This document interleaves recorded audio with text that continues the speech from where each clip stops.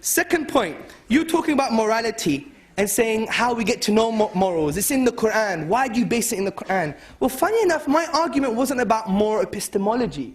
It was about moral ontology, the basis for morality. For you to say that pulling my fingernails and pulling my hair and torturing me against my will is objectively morally wrong, for you to say that, there must be a God, because there's no other conceptual anchor that transcends human subjectivity, something you didn't deal with again.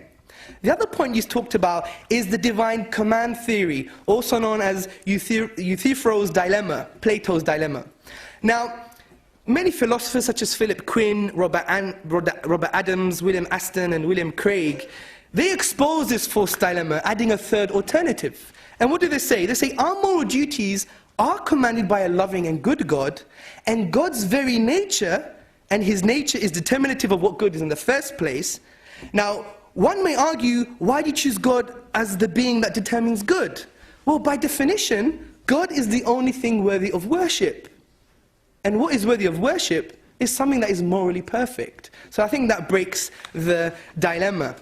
The other point you made about voluntary euthanasia and homosexuality, again, value claims and moral judgments about certain things. You presume them as if they're objective in nature in the humanistic perspective, which there's even difference of opinion amongst humanists and atheist scholars with regards to euthanasia and things like abortion and other things like homosexuality. And I would argue, where is your standard? You don't even have a standard.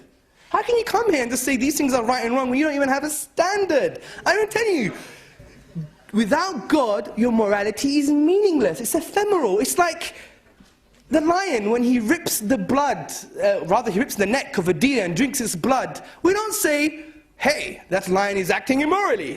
No, it's not murder. He's following his instincts. And what does evolution say? The basis for your morality.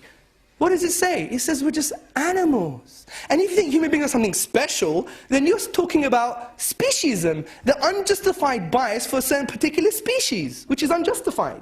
And evolution does say we're just matter or animals, and if that's the case, then it doesn't really matter, does it?